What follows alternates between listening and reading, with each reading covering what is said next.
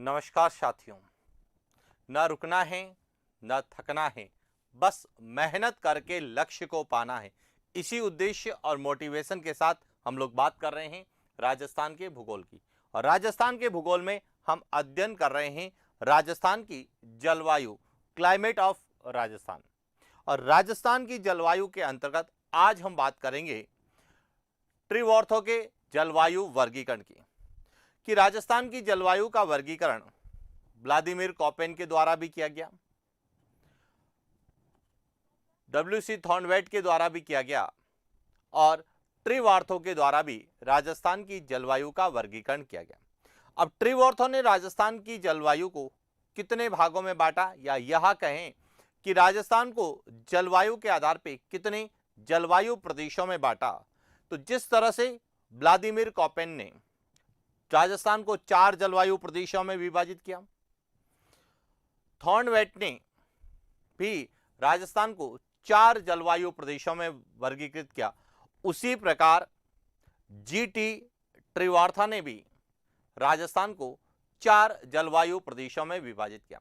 लेकिन जो सबसे महत्वपूर्ण बात है वह है कि कॉपेन और थॉर्नवेट के जलवायु वर्गीकरण का जो आधार था वह आनुभविक उपागम था, जबकि ट्रिवॉर्थो के जलवायु वर्गीकरण का जो आधार था वह जननिक उपागम था, जेनेटिक उपागम था। तो देखिए, हम बात करते हैं ट्रिवॉर्थो के जलवायु वर्गीकरण की।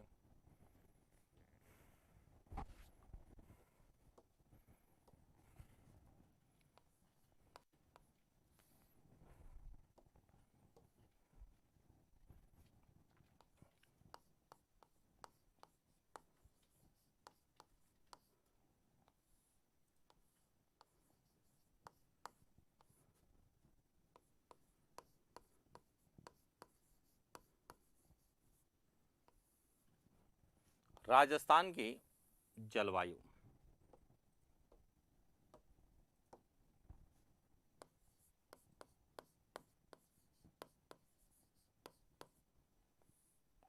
ट्रिवॉर्थो का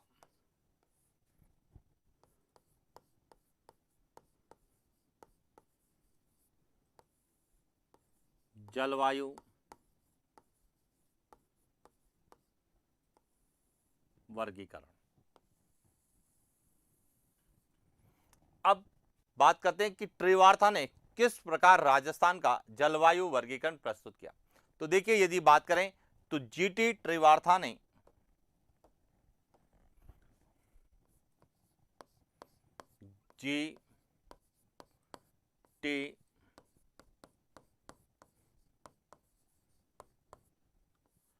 ट्रिवॉर्थो ने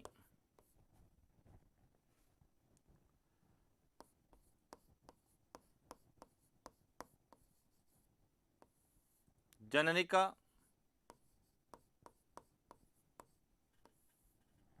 उपागम के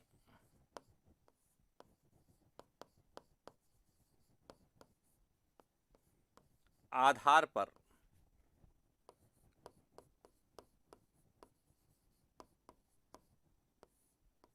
राजस्थान को 4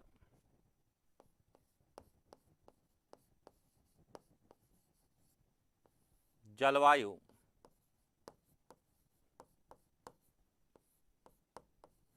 प्रदेशों में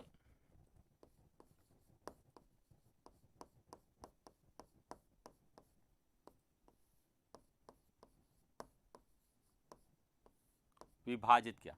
यानी कि ट्रिवॉर्थो ने जो जलवायु वर्गीकरण प्रस्तुत किया वह राजस्थान को 4 जलवायु प्रदेशों में विभाजित किया। अब कौन कौन से थे, पहले उन पर बात करते हैं, जिसमें एक तो था BWH, इसके बाद था एक BSH, एक था CAW और एक था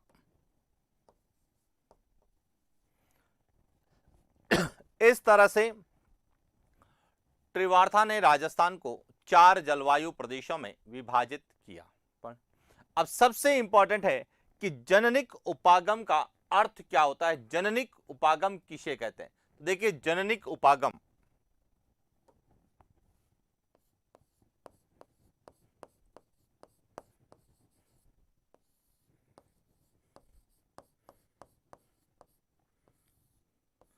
जननिक उपागम का अर्थ है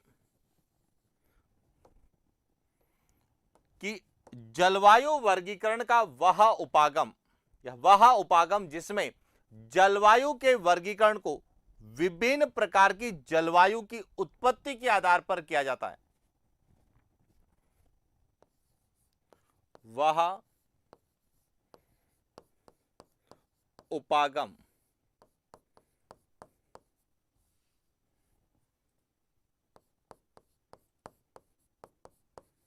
जिसमें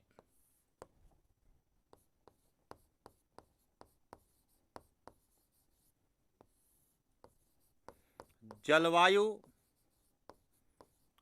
वर्गीकरण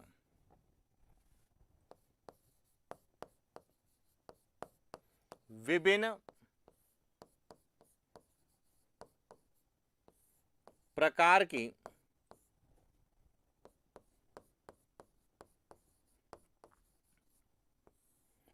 जलवायु की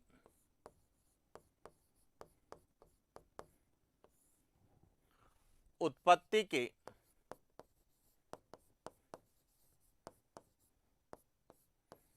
आधार पर किया जाता है।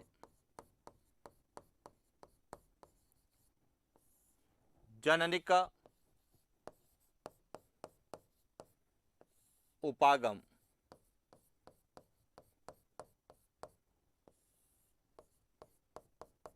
कहलाता है।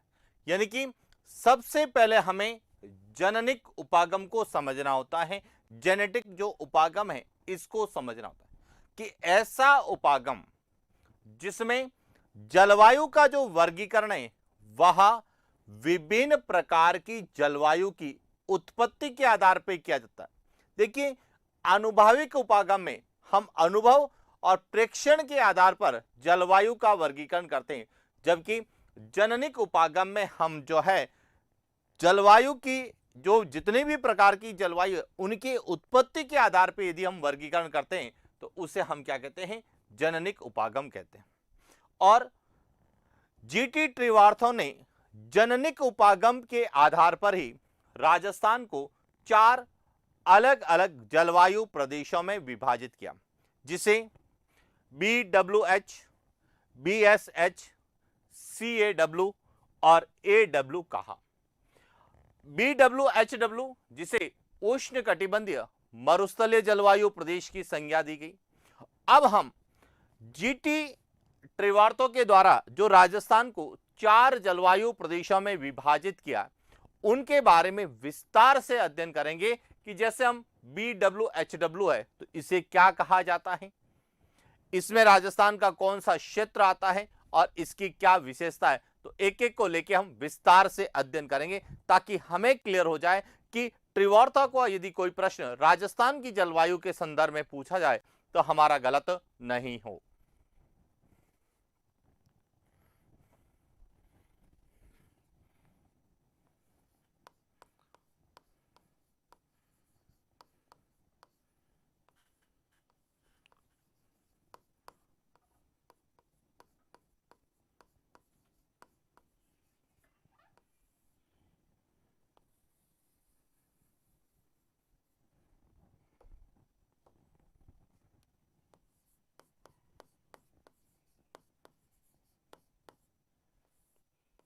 त्रिवार्ता का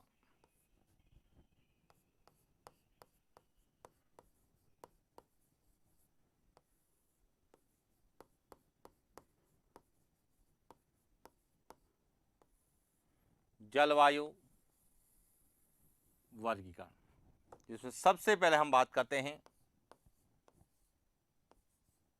BWH। अब देखिए BWH इसे कहा गया उष्ण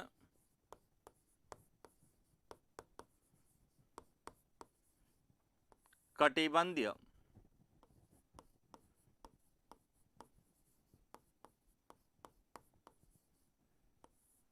मरुस्थलीय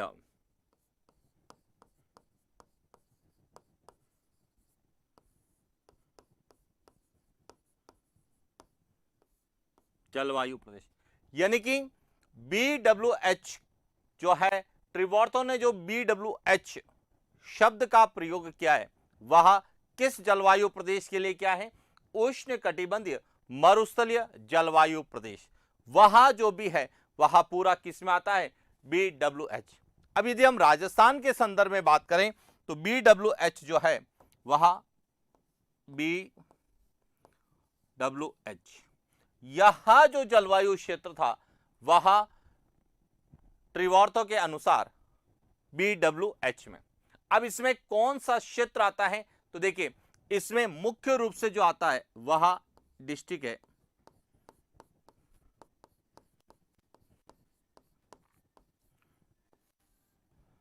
जैसलमेर। क्लियर हो गया? इसके अलावा बात करें तो इसमें दूसरा भाग है वह है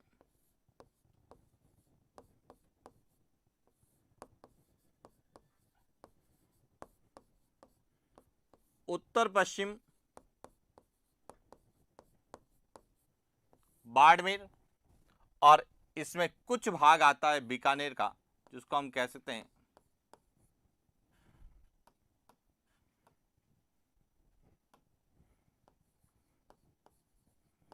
दक्षिण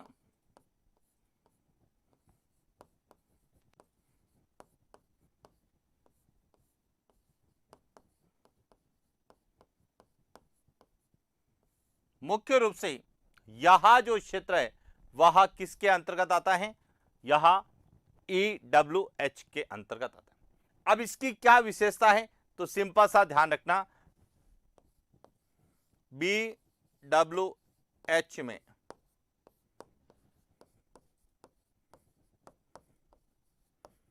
मरुद्भिद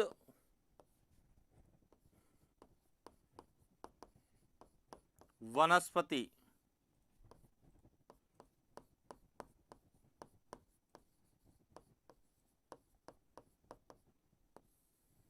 जीरोफाइट्स पाई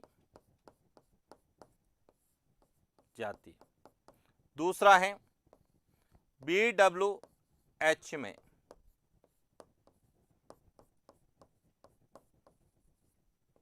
दैनिक तापांतर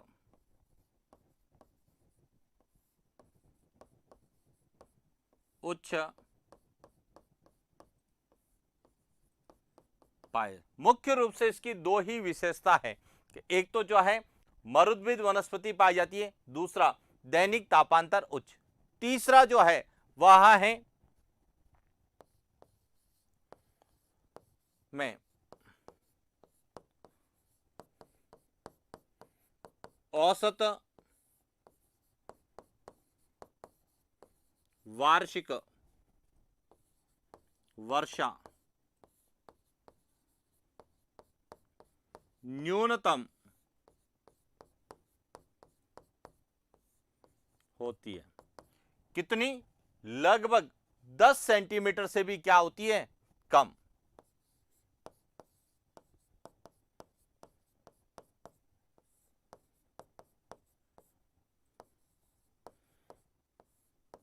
दस सेंटीमीटर से भी कम जो है वर्षा इस क्षेत्र में होती है, और इसीलिए इसे उष्ण कटिबंधीय मरुस्थलीय जलवायु प्रदेश की संज्ञा दी, और जिसे ट्रिवॉर्थो ने BWH।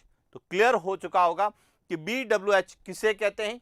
उष्ण कटिबंधीय मरुस्थलीय जलवायु प्रदेश, जिसमें मुख्य रूप से जो डिस्ट्रिक्ट आता है वह एक तो जैसलमेर है, और जैसलमेर के अलावा इसमें दक्षिण पश्चिम बीकानेर का भाग है, और उत्तर पश्चिम बाड़मेर का कुछ भाग इसमें शामिल है। क्लियर हो गया? और यहां पर मरुस्थलीय वनस्पति मिलती है, जो मरुस्थल में उगने वाली वनस्पति, जिसे हम मरुद्भिद वनस्पति या जीरोफाइट्स कहते हैं। और यहां पर दैनिक तापांतर उच्च मिलता है, यानी कि दिन और रात के तापमान में अंतर ज्यादा मिलता है। और राजस्थान में यदि हम बात करें तो सर्वाधिक दैनिक तापांतर वाला जिला जैसलमेर है, और जैसलमेर इसी BWH में आता है। इस कारण हम कह सकते हैं कि यहां राजस्थान में या त्रिवर्तों के जलवायु वर्गीकरण के अनुसार दैनिक तापांतर उच्च वाला जलवायु प्रदेश है, और यहां पे औसत वार्षिक वर्षा 10 सेंटीमीटर से भी कम होती है, और इसीलिए हम कहते हैं कि यह औसत वार्षिक वर्षा न्यूनतम वाला जलवायु प्रदेश है। अब इसके बाद दूसरा जो है वह है BSH, उसकी भी बात करते हैं।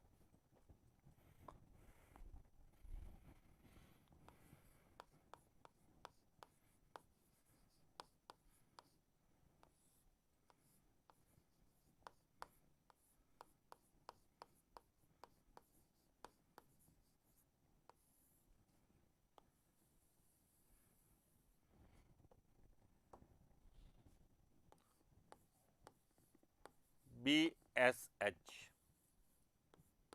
जिसे कहा जाता है उष्ण कटिबंधीय अर्ध शुष्क जलवायु प्रदेश।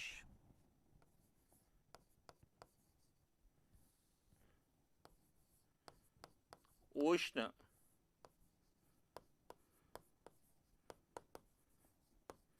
कटिबंधीय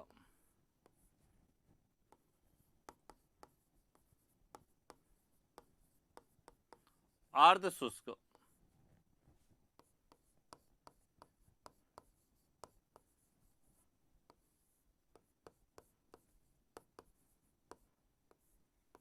जलवायु प्रदेश। और यह जो है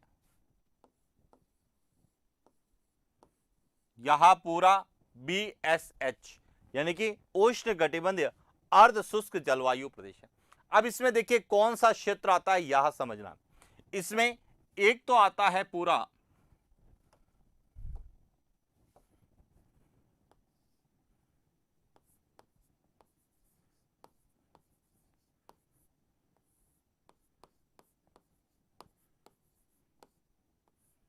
गग्गर प्रदेश, एक इसमें पूरा आता है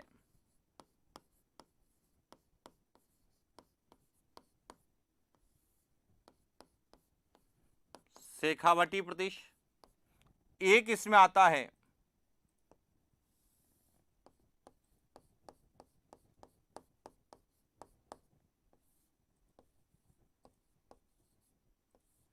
नागौरी उच्च भूमि, एक इसमें आता है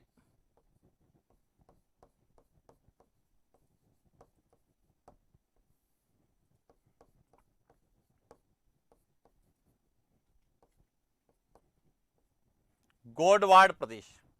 और इसके अलावा भी हम बात करें तो इसमें कुछ भाग जो है आपको मध्य अरावली और उत्तरी अरावली का भी मिलता है, यानी कि इसमें कुछ भाग उत्तरी अरावली तो कुछ भाग जो है आपको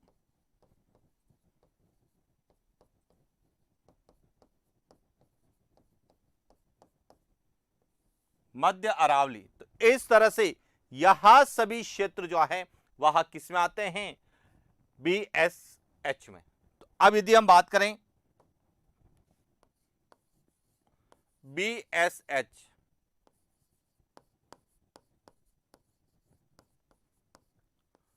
क्षेत्रफल की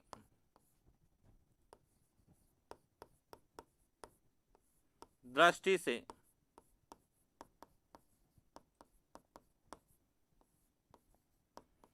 सबसे बड़ा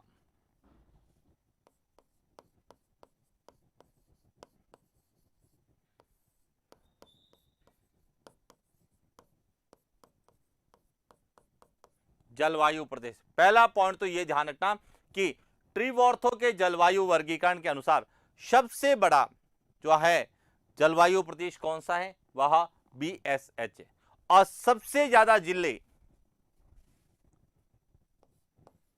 BSH में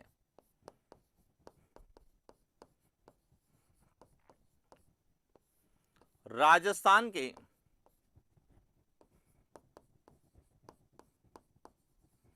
सर्वाधिक जिले अवस्थित हैं।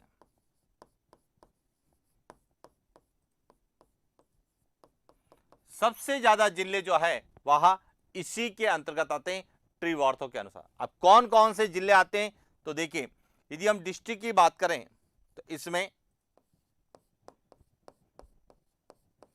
गंगानगर,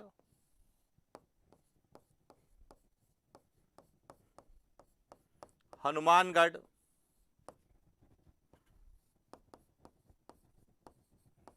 अनूपगढ़, बीकानेर, चूरू, सीकर,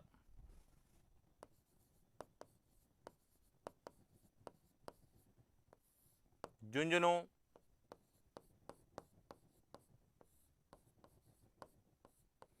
नीम का थाना,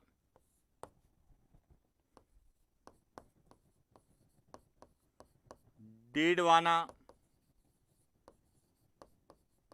कुचामन,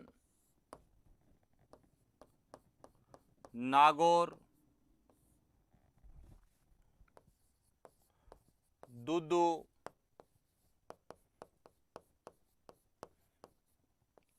अजमेर,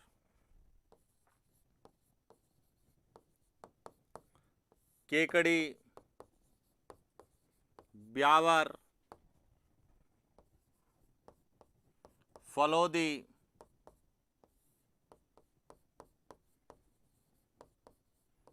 जोधपुर ग्रामीण,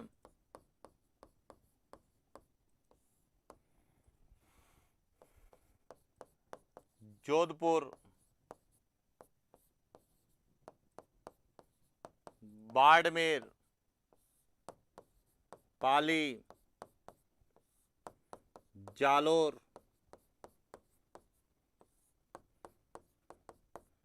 सिरोही,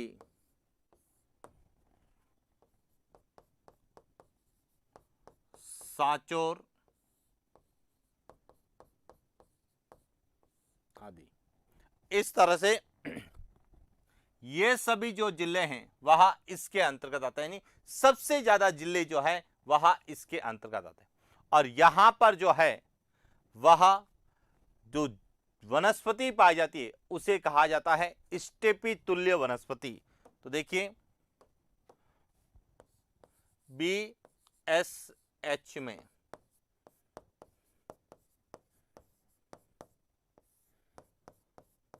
स्टेपी तुल्य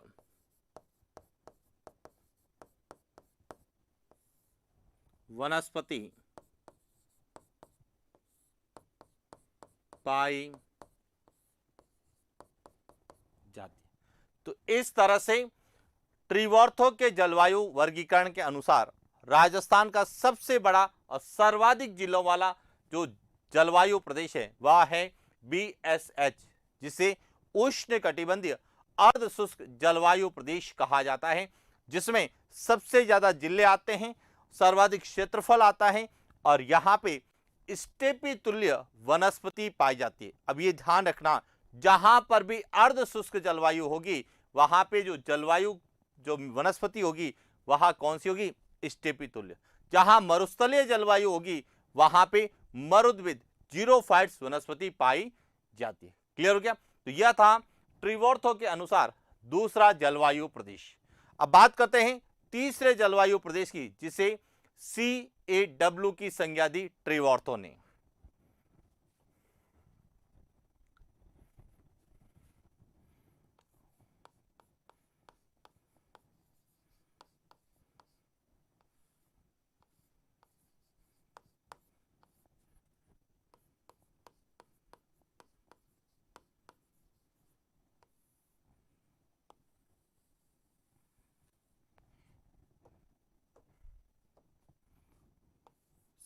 CAW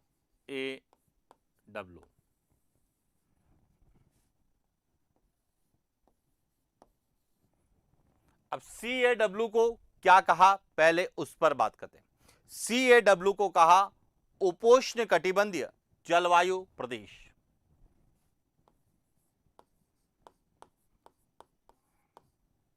उपोष्ण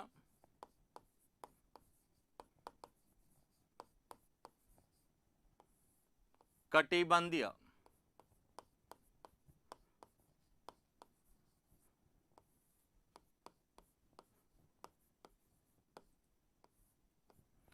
जलवायु प्रदेश। उपोष्ण कटिबंधीय जलवायु प्रदेश की संज्ञा दी। अब इसमें कौन कौन सा क्षेत्र आता है, हम उस पर बात करते हैं। तो देखिए, CAW इसका विस्तार जो है वह कौन कौन से जिलों में है? तो देखिए, इसका विस्तार भरतपुर,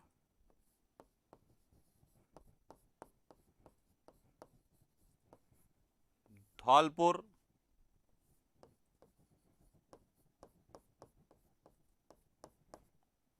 करौली,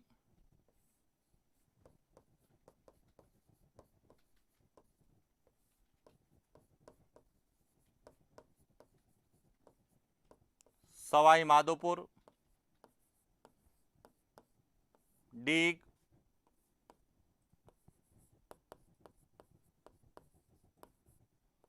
अलवर,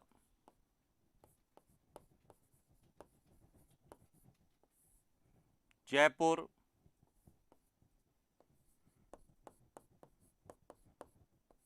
दौसा,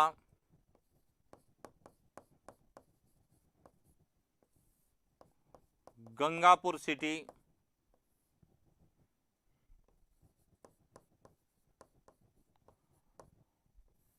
शाहपुरा और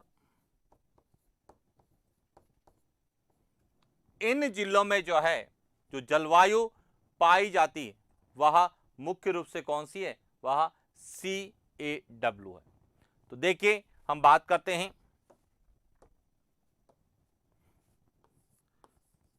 CAW में एक तो कौन सा क्षेत्र आएगा, मेवात क्षेत्र। मेवात प्रदेश,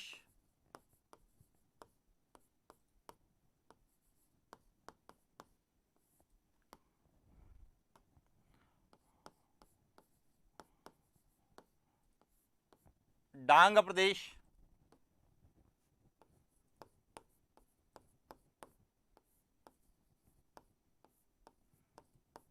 रोही का मैदान और खैराड़ प्रदेश।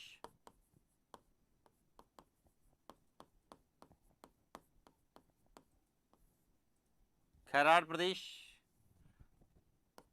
बनास या यहां कहें करौली,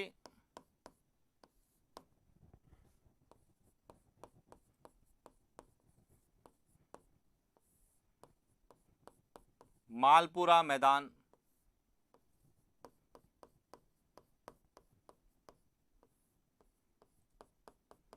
शामिल है। यहां ध्यान रखना है इसमें कौन सा क्षेत्र है। और यहां पे मुख्य रूप से यानी कि CAW में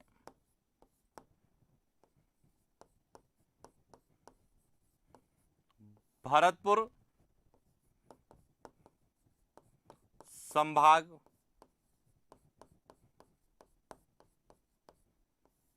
भरतपुर संभाग जो है वह पूर्ण रूप से CAW में आता है। भरतपुर संभाग के सभी जिले कौन कौन से हैं, भरतपुर, डीग, करौली,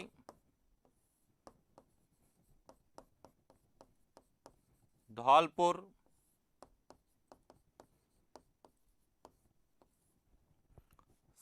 सवाई माधोपुर,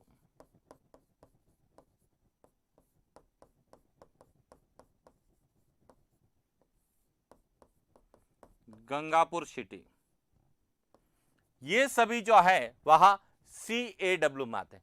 जबकि पाली संभाग जो है वह पूर्ण रूप से किस में आता है, BSH में आता है। तो ये ध्यान रखना कि कौन सा संभाग पूरा आता है। तो इसमें भरतपुर संभाग या भरतपुर संभाग के सभी जिले आते हैं। और इसमें कौन सी वनस्पति पाई जाती है, CAW में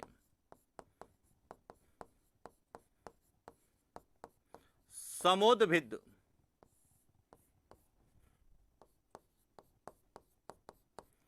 मीसोफाइट,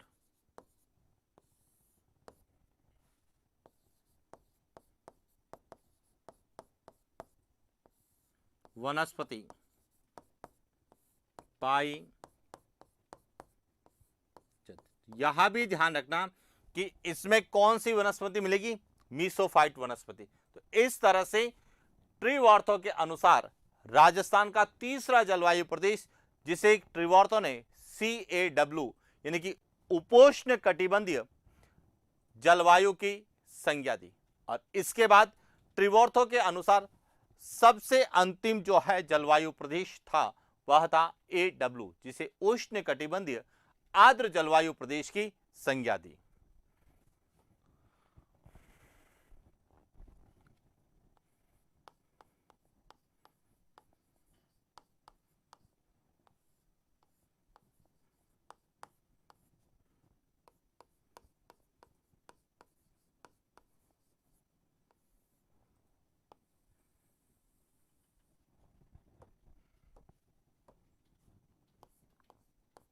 AW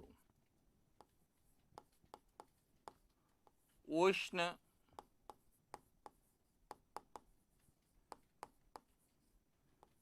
कटिबंधीय आर्द्र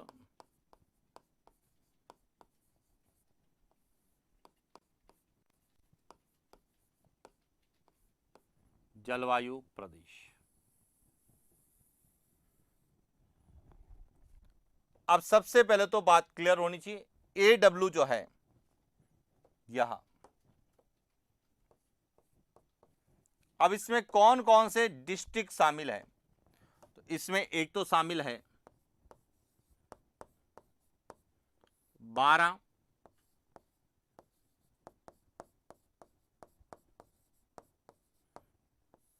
झालावाड़, कोटा,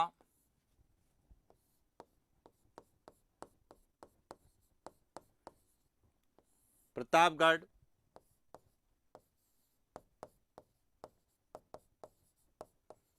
बांसवाड़ा,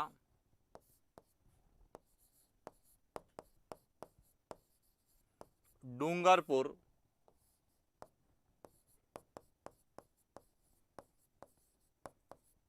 और सलूम्बर। यह डिस्ट्रिक्ट तो है। इसके अलावा कुछ भाग उदयपुर का है, जिसे हम कहेंगे दक्षिणी उदयपुर।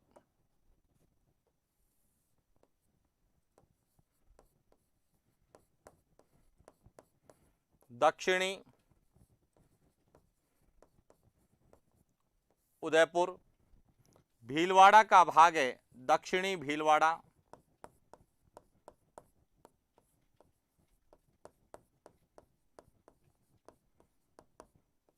और चित्तौड़गढ़ का जो भाग है वह है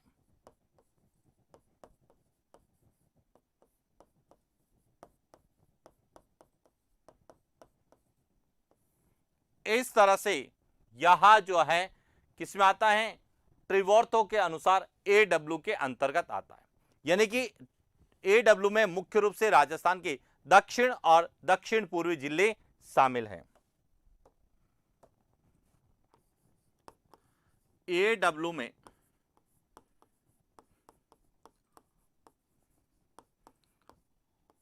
राजस्थान के दक्षिण एवं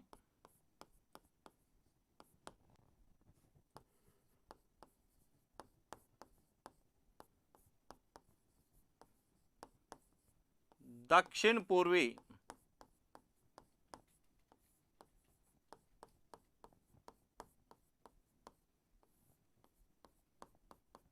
जिले शामिल है। एक तो यह क्लियर होना चाहिए। दूसरा, यहां जो है AW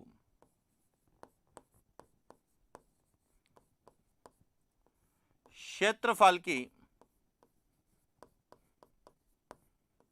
दृष्टि से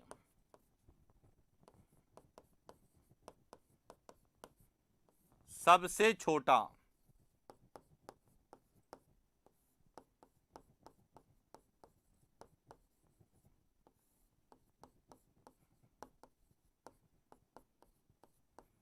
जलवायु प्रदेश है।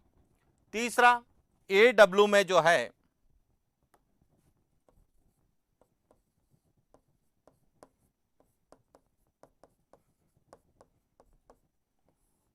सवाना तुल्य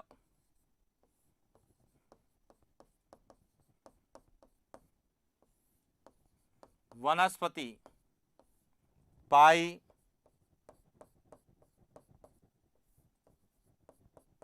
और सबसे इंपॉर्टेंट है कि इसमें बांसवाड़ा संभाग शामिल है।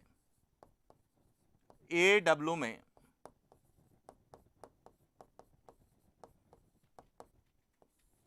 बांसवाड़ा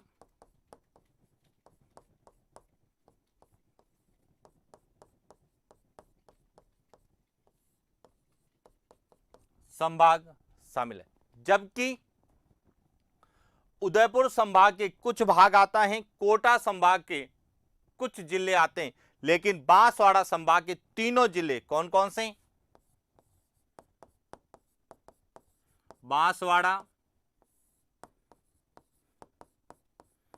डूंगरपुर और प्रतापगढ़।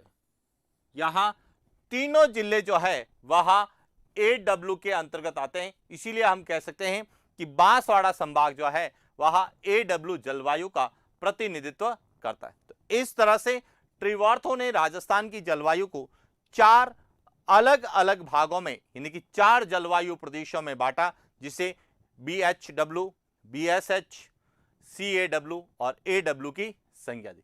तो यह था ट्रिवार्थो का जलवायु वर्गीकरण, जिसके अनुसार जो महत्वपूर्ण प्रश्न विशेष रूप से वनस्पति के आधार पर पूछे जाने की संभावना है, या नए जो संभाग बने हैं कौन सा संभाग किस में आता है, तो उसको संदर्भ में हमने बात की। और इसी के साथ आज का यह हमारा सेशन पूरा होता है।